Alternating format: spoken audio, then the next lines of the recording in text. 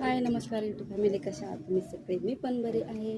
तर बघा, आज बनवतोय मी आले कोपरगावला आले तर जाऊबाईचा मोठा बर्थडे आहे. तर आम्ही बनवतोय घरच्या घरी चिकन.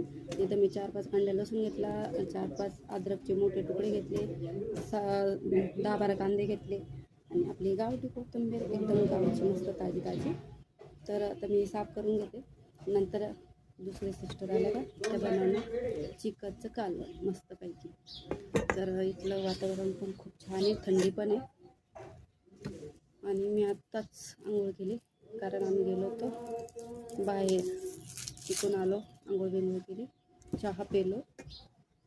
आता संध्याकाळची तयारी बड्डेची. तर आमच्या मोठ्या जाऊबाईचा बड्डे म्हणून तर तुम्हाला दाखवते.